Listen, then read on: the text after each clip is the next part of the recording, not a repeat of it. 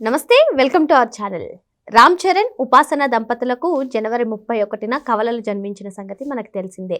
రీసెంట్గా వారి కవల పిల్లలకు ఇద్దరికి కూడా పేర్లు పెట్టారు. మరి ఆ పేర్లు ఏ విధంగా సెలెక్ట్ చేసుకుని ఏ విధంగా పెట్టారో, అసలు ఏం పేర్లు పెట్టారో తెలుసుకునే ప్రయత్నం చేద్దాం. దీన్ని విశ్లేషించడానికి మనతో పాటుగా ఉన్నారు senior journalist doctor Vadlamani Kanakadurga గారు.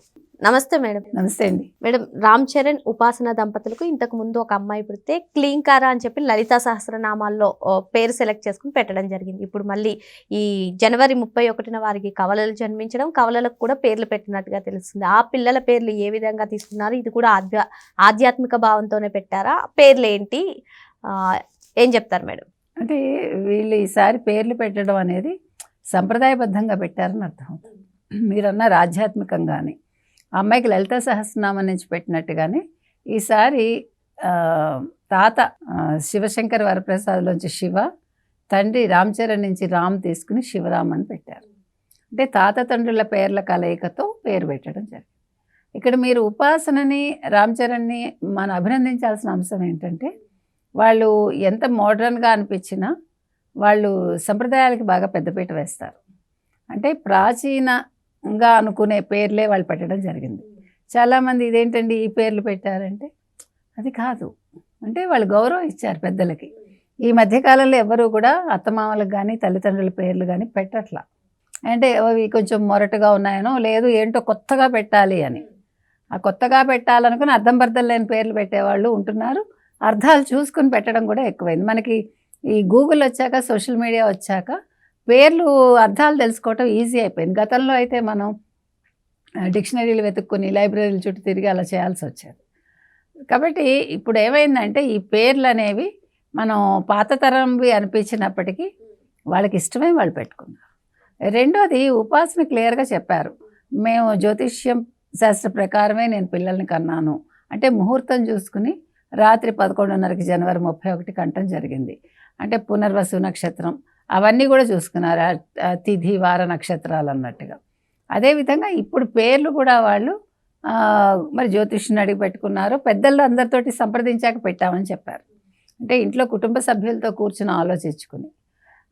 నేను అనేది ఏంటంటే, ఇప్పుడు చాలామంది అర్థం పర్థం లేని పేర్లు పెడుతూ ఉన్నారు. నేను అర్థం పర్థం లేని ఎందుకన్నానంటే, మీరు కరీనా కపూర్ వాళ్ళ కొడుకు తైమూర్ అని పెట్టారు, మీకు గుర్తుందా? తైమూర్ అని పెట్టినప్పుడు పెద్ద గొడవ అయింది.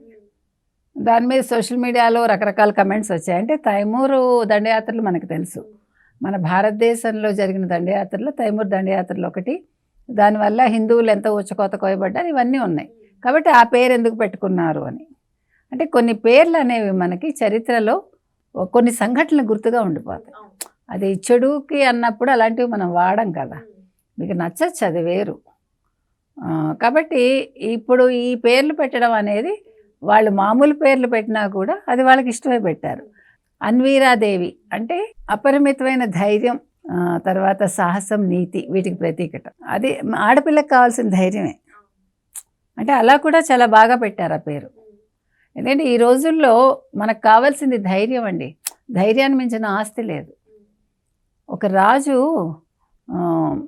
కథ ఇది. ఒక రాజుగారి దగ్గరికి వచ్చి లక్ష్మీదేవి అంటుందిట, నేను ఇవాళ నుంచి మీ రాజ్యం నుంచి వెళ్ళిపోతున్నాను అంటుందిట. వెళ్ళిపో అంటాడు. తర్వాత ఆదిలక్ష్మి వస్తుంది, విజయలక్ష్మి వస్తుంది. ఇట్లా అందరు 7 లక్ష్ములు వెళ్ళిపోతారు. లాస్ట్కి ధైర్యలక్ష్మి వస్తుందట. వచ్చి, రాజా నేను నిన్ను వదిలి వెళ్ళిపోతున్నాను అంటుంది.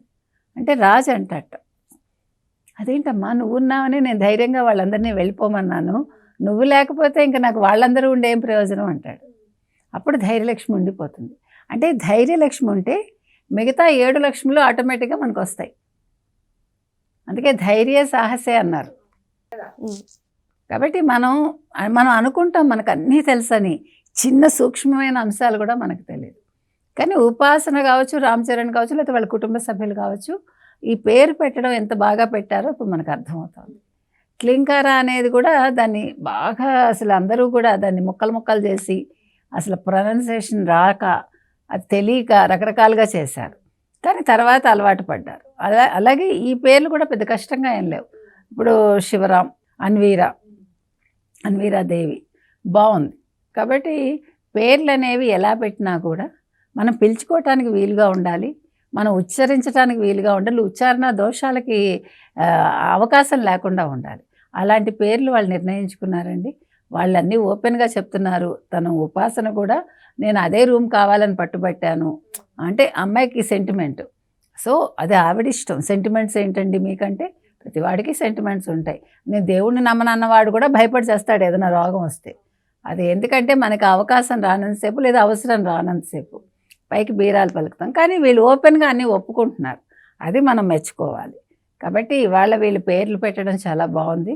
ఇంకొకటి ఏంటంటే రేపొద్దున్న ఎవరు శివరాం అనే పేరు ఇప్పుడు శివశంకర్ వరప్రసాద్ కాస్త చిరంజీవి అయినట్టుగా ఈ అబ్బాయి జూనియర్ చిరంజీవిగా రేపొద్దున స్క్రీన్ నేమ్ మార్చుకుంటాడేమో. మరో అంశంతో మళ్ళీ కలుద్దాం. Thank you madam. Thank you.